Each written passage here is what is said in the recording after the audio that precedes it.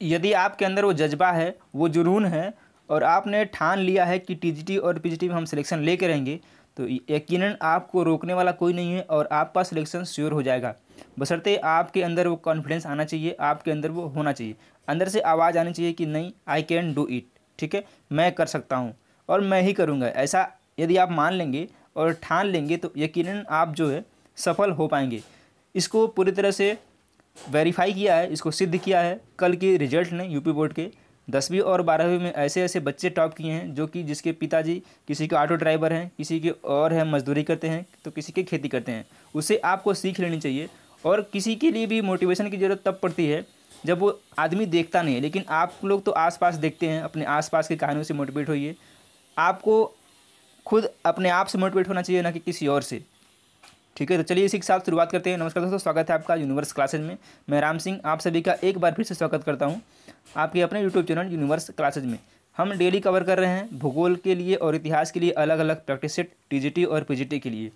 यह practice set 8 बजे होता है, लेकिन किसी कारणवश आज 11 बजे हो रहा है। तो आप जो है इसको ज़रूर विजिट करें और अपने आप को तौलें टटोलें, देखें कितना आप सही कर पा रहे हैं। इसमें हम 32 क्वेश्चन रखते हैं। तो चलिए देखते हैं आप 32 क्वेश्चन में कितना आप करेक्ट कर पा रहे हैं। क्वेश्चन की जहाँ आवश्यकता है कि वहाँ व्याख्या की जाएगी और आप पेपर और पेन लेके जरूर बैठें, जिससे कि आप व्याख्या को नोट कर सकें। चलिए शुरुआत करते हैं आज के इस महत्वपूर्ण सेशन की। पहला क्वेश्चन है, यह तथ्य कि ग्रह सूर्य के चारों ओर वृत्त में नहीं बल्कि दीर्घ वृत्तों में घूमते हैं, यह सबसे पहले किसने प्रदर्शित किया था? कापरनिकस, गैलीलियो, प्लेटो या फिर जॉन्स केपलर ने?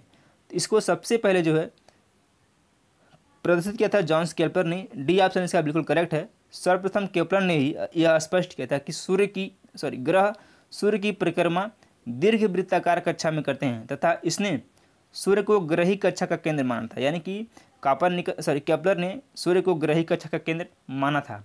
और कापरनिकस ने क्या किया था? सूर्य केंद्रित सिद्धांत, इन्होंने सूर्य केंद्रित सिद्धांत दिया था, जिसके अनुसार ब्रह्मांड के केंद्र में ही सूर्य है तथा पृथ्वी व अन्य ग्रह इसकी परिक्रमा करते हैं। ये कापरनिकस का स्टेटमेंट है। इसका करेक्ट आंसर है option number D, Johannes Kepler. अगला प्रश्न है, प्रदीप्त यानी कि सर्कल ऑफ इल्यूमिनेशन किसे कहते हैं? ग्लोब पर वह वृत्त जो तापमान को विभाजित करता है, ग्लोब पर वह वृत्त जिसके द्वारा किसी स्थान की सही स्थिति ज्ञात की जाती है, या फिर ग्लोब पर वह वृत्त जो दिन तथा रात को विभाजित करता है, या फिर चौथा इनमें से कोई नहीं। तो इसका जो करेक्ट आंसर है वो है ग्लोब पर वृत्त की वह वृत्त जो दिन तथा रात को विभाजित करता है, यानी कि सी ऑप्शन बिल्कुल करेक्ट हो जाएगा। पृथ्वी का आकार जो है वो गोले के समान है, इसलिए यह एक समय में सिर्फ इसके आधे भाग पर ही सूर्य की रोशनी प्राप्त होती है। जैसे मान लीजिए ये हमारी पृथ्वी है, ऐसे ही तो सूर्य के केवल आधे भाग पर ही जब रोशनी आती है सूर्य की पृथ्वी पर, तो उस टाइम क्या होता है? दिन होता है। और जिस साइड रोशनी नहीं आती उस साइड क्या होता है? रात होता है।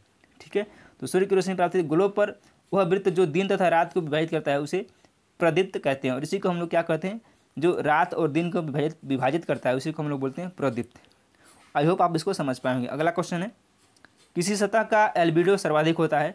ताज़ा गिरी बर्फ पर, घने बादल पर, पुरानी बर्फ पर, या फिर मिट्टी यानी कि गहरे रंग की?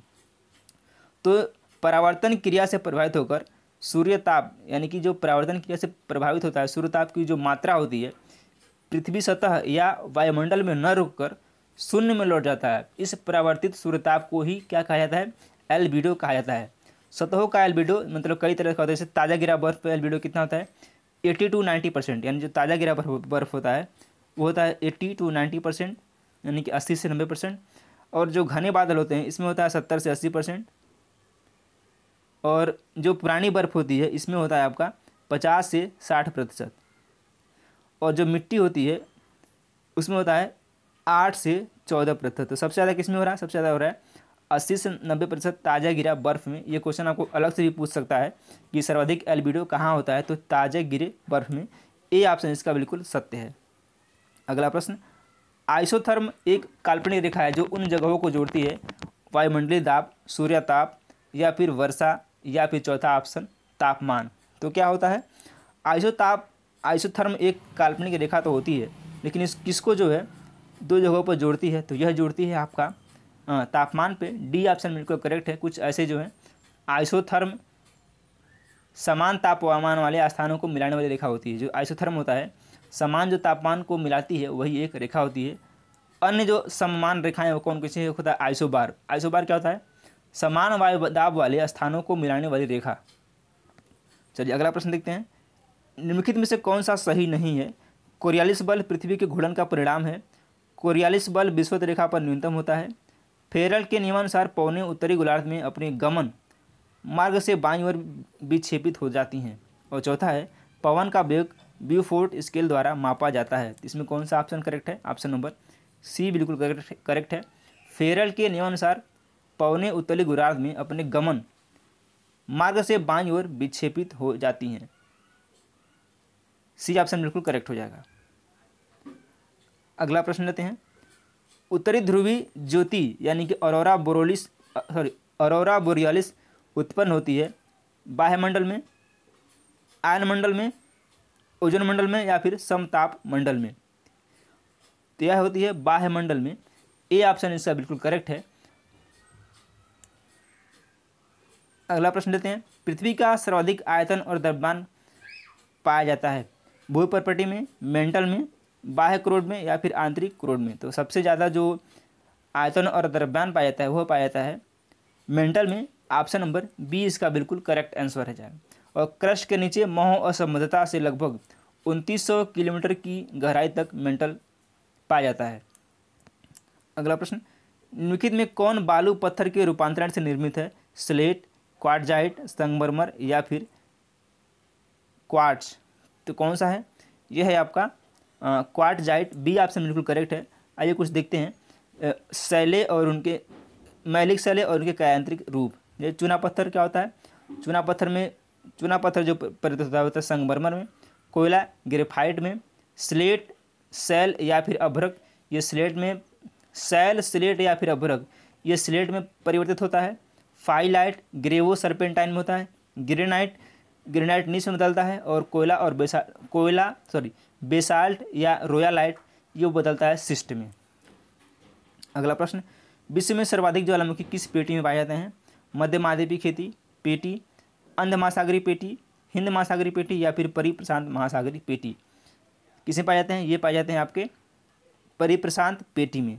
डी ऑप्शन बिल्कुल करेक्ट है। लेबेंसरम की संकल्पना किसके द्वारा प्रस्तुत की गई थी? ये आपको बताना है। गैलीलियो लाप्लास, स्ट्रैबो, रेटजेल या फिर रिटर द्वारा? तो यह जो है प्रस्तुत की गई थी आपके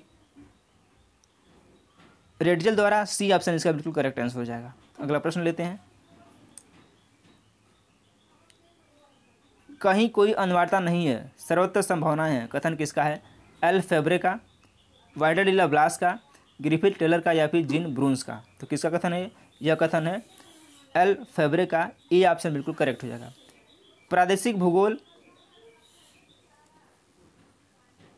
भूगोल का क्रोड है, यह कथन किसका है? डिकिंसन का, हार्टसोन का, ब्लास का या फिर हरवर्सन का? तो प्रादेशिक भूगोल का क्रोड है, यह कथन है आपके विडरडिला ब्लास का। सी ऑप्शन बिल्कुल करेक्ट हो जाएगा। अगला प्रश्न लेते हैं।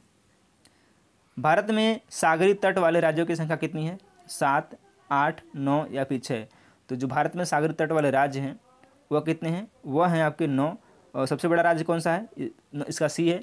और सबसे बड़ा जो राज्य है वो है गुजरात। ठीक है, यह है गुजरात, सबसे बड़ा राज्य है। अगला प्रश्न। कश्मीर घाटी निम्नलिखित के बीच है। पीर पंजाल और कराकोरम श्रेणियाँ, पीर पंजाल और जास्कर श्रेणियाँ, जास्कर और लद्दाख, शिवालिक और लद्दाख? तो कश्मीर घाटी किसके बीच है? यह है आपके पीर पंजाल और जास्कर श्रेणी के बीच, यानी कि बी ऑप्शन इसका बिल्कुल करेक्ट हो जाएगा। अगला प्रश्न लेते हैं।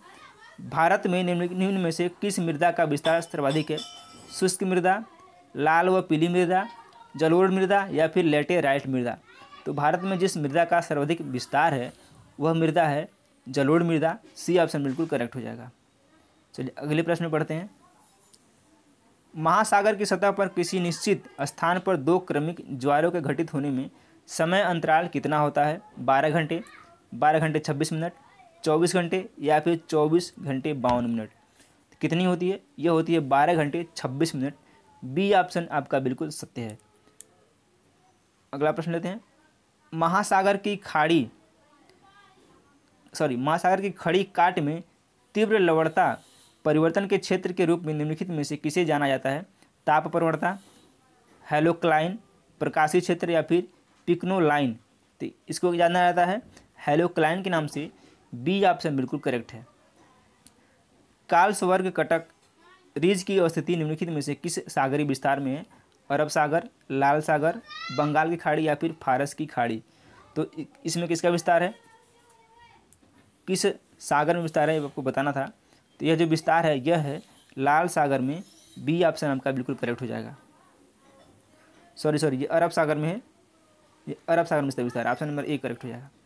अगला प्रश्न है, इसको बताना है निम्नलिखित में से कौन सुमेलित नहीं है? पनामा नहर किसको जोड़ती है? मैक्सिको की खाड़ी एवं प्रशांत महासागर को। सुएज नहर, लाल सागर एवं अरब सागर को। कील नहर, बाल्टी सागर एवं उत्तरी सागर को। इसमें बताना है कौन सा सही सुमेलित नहीं है। तो इसका जो करेक्ट आंसर है वो है बी। 1 और 2 सही सुमेलित नहीं है, बाकी दोनों सुमेलित हैं। बताना है सुएज नहर किसको जोड़ती है? सुएज नहर जोड़ती है लाल सागर और भूमध्य सागर को। सुएज नहर जो लाल सागर और भूमध्य सागर को जोड़ती है। और पनामा नहर किसको जोड़ती है? ये प्रशांत महासागर को अटलांटिक महासागर से जोड़ती है। प्रशांत महासागर को अटलांटिक से जोड़ती है, ये अटलांटिक से जोड़ेगी। चलिए अगला प्रश्न लेते हैं। तापमान प्रतिलोपन के लिए आदर्श परिस्थितियाँ कौन सी है? मेघाच्छादन आकाश, तेज हवाएं, जाड़े की लंबी रात, ठंडी शुष्क हवा। तो कौन सी हो जाएगा? ये हो जाएगा आपका ऑप्शन नंबर डी 3 और 4, यानी कि जाड़े की लंबी रात और ठंडी शुष्क हवा। अगला प्रश्न है, विषुवत वृत्त के समीप अपेक्षाकृत लवणता कम होने के कारण में क्या सम्मिलित है? भारी वर्षा, उच्च अपेक्षित आर्द्रता, मेघाच्छादन या फिर डोल ड्रम की स्थिति। तो बताना है कौन सा ये सम्मिलित है।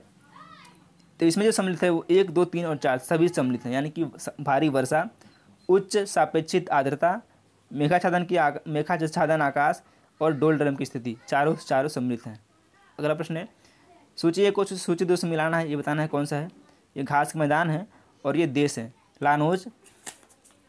तो लानोज कहाँ पे है? लानोज है वेनेजुएला में। 1 का 2। प्रेरीज कहाँ पे है? प्रेरीज यूएसए में है। बी का 3। पंपास कहाँ पे है? तो पंपास अर्जेंटीना में है। और डाउन्स कहाँ पे है? डाउन्स ऑस्ट्रेलिया में। यानी कि ए का 2, बी का 3, ए का 2, बी का 3, यानी कि डी ऑप्शन में करेक्ट हो जाए। ए का 2, बी का 3, सी का 4 और डी का 1। चलिए अगला प्रश्न लेते हैं। पारिस्थितिकी तंत्र शब्द का प्रयोग निम्नलिखित वैज्ञानिकों में सर्वप्रथम किसने किया था? E.P. Odum, Frederick Clement, A.G. Tansley या फिर चार्ल्स सदरलैंड। तो आपको पता होगा ये क्वेश्चन बेसिक क्वेश्चन है, कई बार एग्जाम में पूछा गया है। E.G. टांसले ने किया था। सी ऑप्शन इसका बिल्कुल करेक्ट हो जाएगा।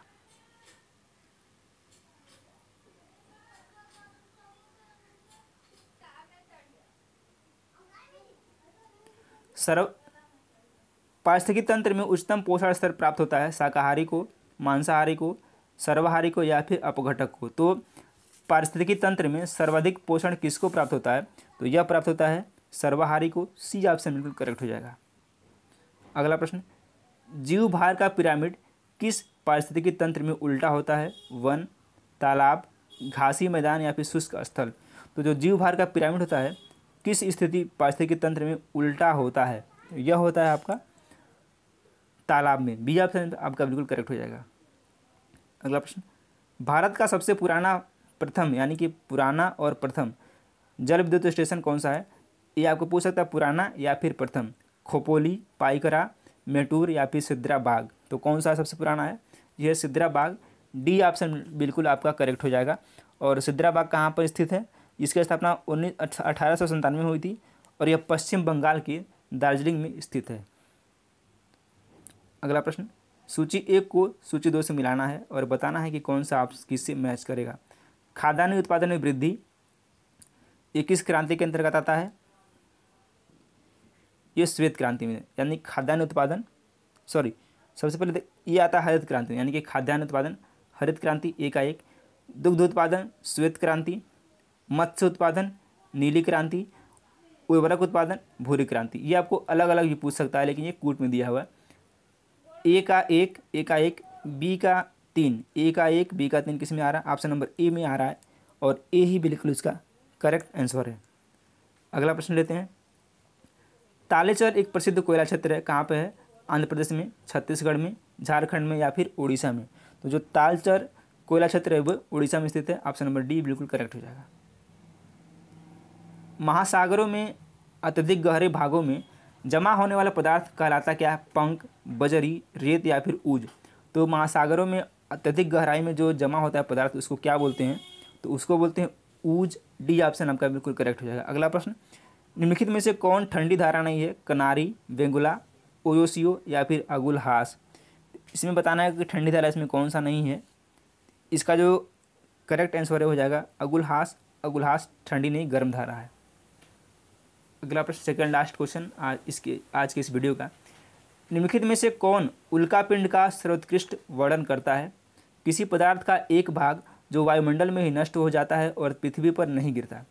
अगला है चमकदार गैसी पूछ वाला धूमकेतु। अंतरिक्षी पिंडों का एक भाग जो पूरी तरह से नष्ट हुए बिना पृथ्वी पर गिर जाता है। या फिर चौथा है सूर्य की परिक्रमा करने वाला एक छोटा चट्टानी पिंड। तो उल्कापिंड का कौन सा एक सर्वोत्कृष्ट वर्णन करता है? तो ये करता है आपका सी, अंतरिक्षी पिंडों का एक भाग जो पूरी तरह से नष्ट हुए बिना पृथ्वी पर गिर जाता है। 31 का सी ऑप्शन बिल्कुल करेक्ट है। लास्ट क्वेश्चन आज के इस वीडियो सीरीज का, यदि पृथ्वी की घूर्णन गति न हो तो इसका परिणाम यह होगा कि जब पृथ्वी का घूर्णन गति नहीं होगा तो क्या होगा? सूर्योदय और सूर्यास्त नहीं होगा, दिन और रात चक्र नहीं होगा, केवल एक ऋतु होगी। तो इसमें कौन सा करेक्ट होगा ये बताना आपको। तो 1 और 2 यानी कि सूर्योदय और सूर्यास्त नहीं होगा, दिन और रात चक्र नहीं होगा। ठीक है, एक ही चीज़ हमेशा रहेगा। ऑप्शन नंबर बी इसका बिल्कुल करेक्ट हो जाएगा। तो चलिए ये रहे 32 क्वेश्चन। इसमें आपने कितना सही किया आपको बताना है और उम्मीद करते हैं कि आपको ये सेशन पसंद आएगा। सेशन पसंद आए वीडियो को लाइक करें और चैनल को सब्सक्राइब जरूर करें। धन्यवाद।